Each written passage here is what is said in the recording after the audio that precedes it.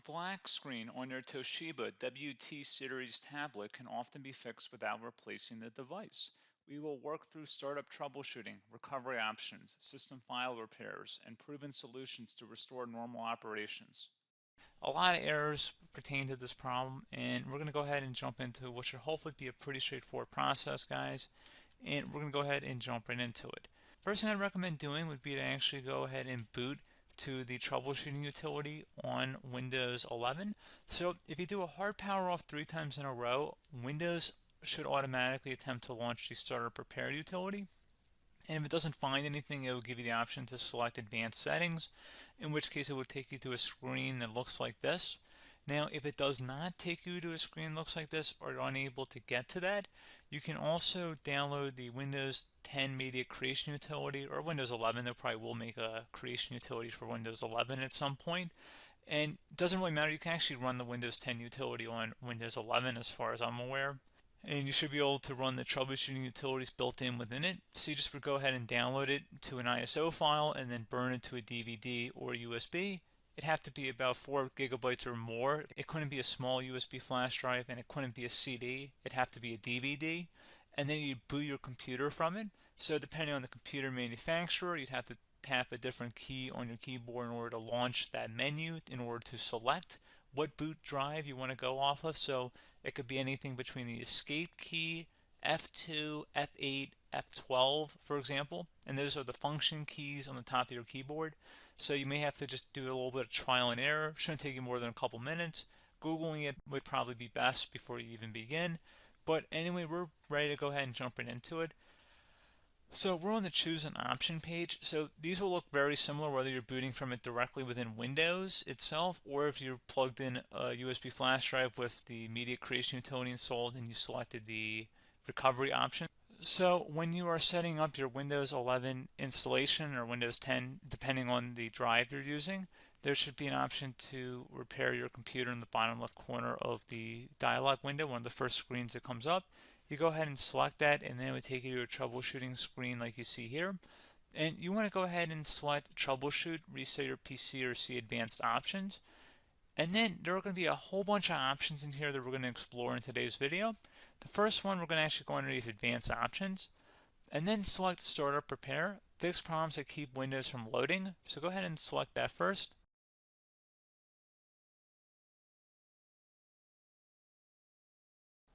Okay, so you can see it could not repair our PC. That was our first option we could try.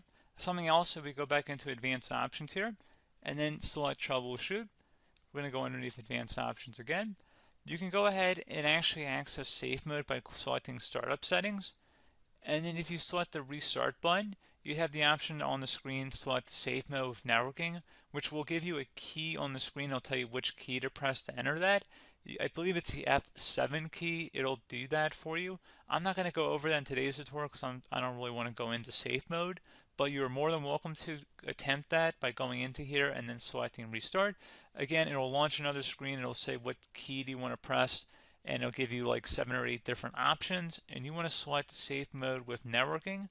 There's also an option for a command prompt too, but that's going to be something we're going to cover later in this video, and we don't even have to go through that in order to access it. So that's why I'm not going to really push for that, because unless you know exactly what's causing the problem, you probably don't need to go into safe mode.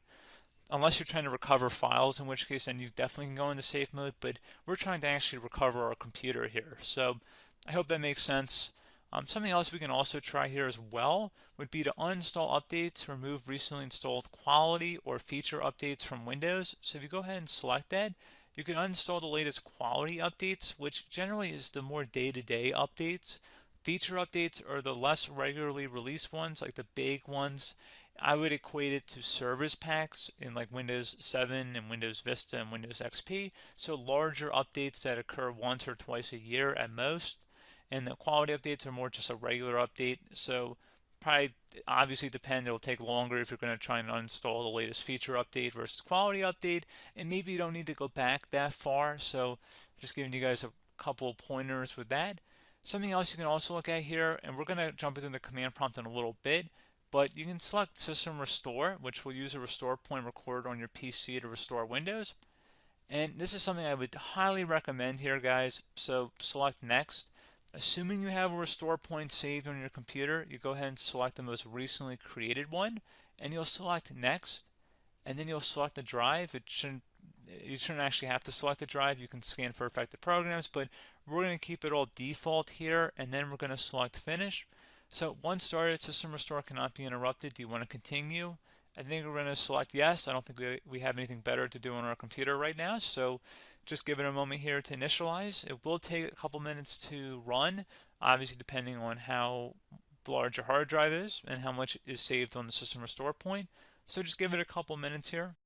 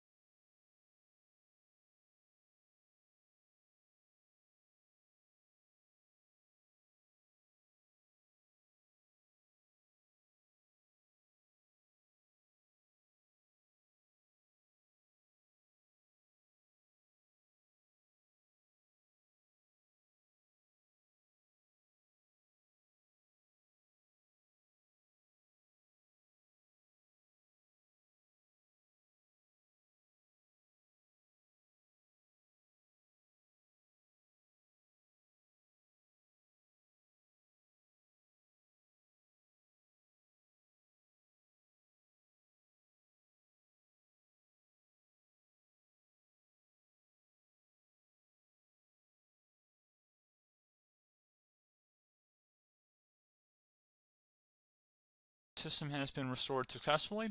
We're going to go over a couple different methods in addition to that if that did not work. So I'm just going to pause the video and we're going to start back on the recovery screen that we started with. Okay, so a couple other things we can try here too. If you go back into troubleshoot, you can select reset your PC, while you choose to keep or remove your personal files and then reinstalls Windows. You can select to keep my files, which will remove apps and settings but keeps your personal files. You can also select remove everything, which will remove all of your personal files, apps, and settings.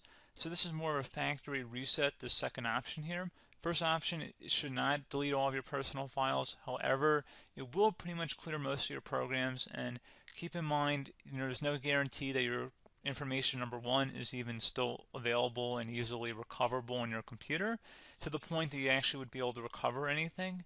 And the second point is that there's always a chance that it won't actually recover and it will just do a factory reset anyway. So there's no guarantee that actually would keep your files anyway. So I would recommend trying to get a recovery tool and backing that up first before selecting it anyway. But again, those are a couple different options. And then something else you can try here if you go back to the choose an option. Another option, if you go underneath choose an option and select troubleshoot, advanced options, and now select where it says command prompt.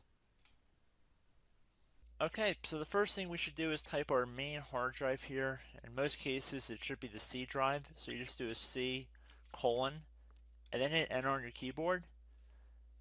So once you're underneath the C drive, we're going to type in dir and then hit enter on your keyboard. It should have program files, users, and Windows all in there. That's how you know you're in the right directory.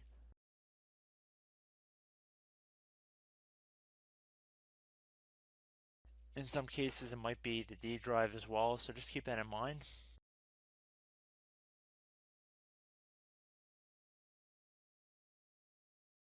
Next thing we're going to do is type in cd space / Windows / system 32 / config, and then you're going to hit enter on your keyboard.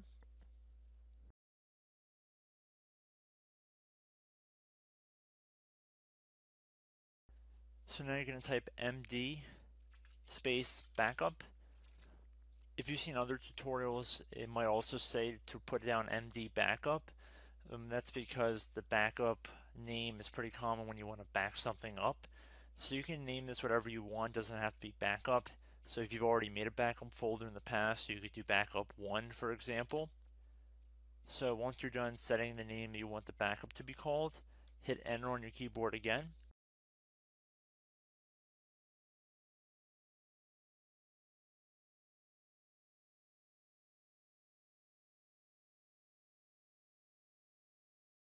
At this point you want to type copy, C-O-P-Y, space, then you want to do the star symbol above the 8 key, then do a period or a dot, whatever you want to call it, then another star sign, and then another space, and then type backup, and then hit enter on your keyboard.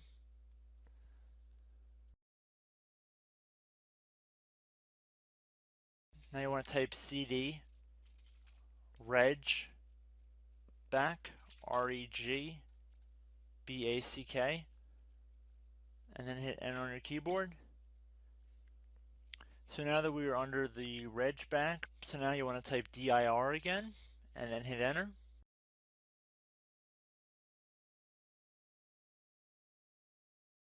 So now at this point we're going to type copy again. So copy, space, star sign, dot, another star sign, space, and then 2 dots. So we're going to type copy, space, star sign, dot, sign, star sign, dot, dot, and then hit enter on your keyboard again. So for overwrite, you want to overwrite all.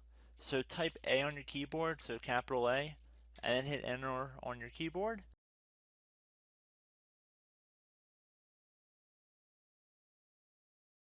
So at this point you should be good to go. You can close out of the command prompt window, and if you accidentally continue to Windows 10 you should be all set.